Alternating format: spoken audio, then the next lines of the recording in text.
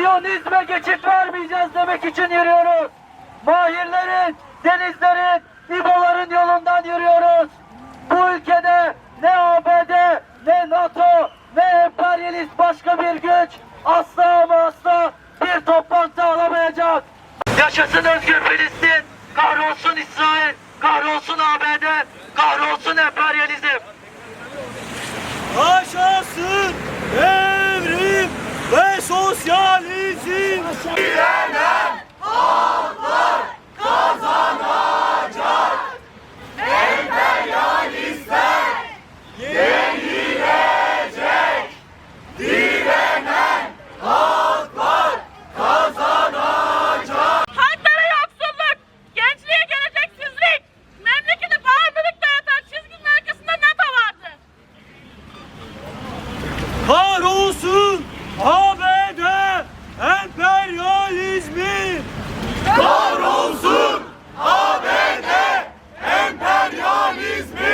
Gümbürtüleriyle ortalığı yıkan Kızıldere dağlarına düşene, dövüşene, gülene yolumuz mahirlerin yoludur.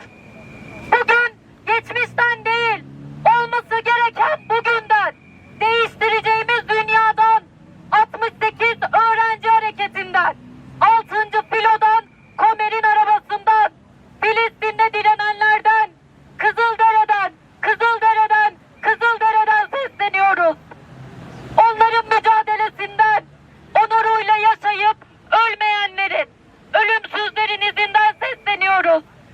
Mahir Çayan'ın varsın bütün oklar üzerimize yağsın. Bizler doğru gördüğümüz yolda sonuna kadar yürüyeceğiz sözleriyle mücadelemize devam ediyoruz.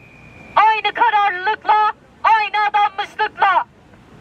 Mahir Çayan, Sinan Kazım Özüdoğru, Hüdayi Arıkan, Ertan Saruhan, Saffet Alp, Sabahattin Kurt, Nihat Yılmaz, Ahmet Atasoy, Cihan Alptekin, Ömer Ayna. Onlara öldü diyemeyiz. Hakikat devrimcidir. Tarihin nesnesi, asli öğesidir. 68'i yaratanlar onlardı. Biz bugün hala onların büyüttükleri mücadeleyi yürütüyorsak, kan ile yazılan bu tarihte Mahir ve yoldaşları da ölümsüzdür. Onlar Deniz'i, Yusuf'u, Hüseyin'i vermemek için çarpıştılar. İdamlarını engellemek için katledildiler. Onların direnişi emperyalizme karşı halkların onurlu mücadelesiydi. Onların mücadelesi kapitalist emperyalist sisteme karşıydı.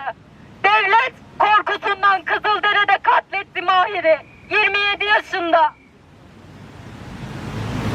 Bugün de korkusundan saldırıyor saldırabildiği kadar. Biliyor çünkü karşısında Mahir'in yoldaşları var. Biz Mahir'in, Deniz'in, İbrahim'in yoldaşlarıyız. Bize bıraktıkları anti-emperyalist mücadeleyi büyüteceğiz. Filistin'de taş atan çocukların yanında olan bizler, İran'da Amerika'ya, İsrail'e karşı direnen halkların yanındayız.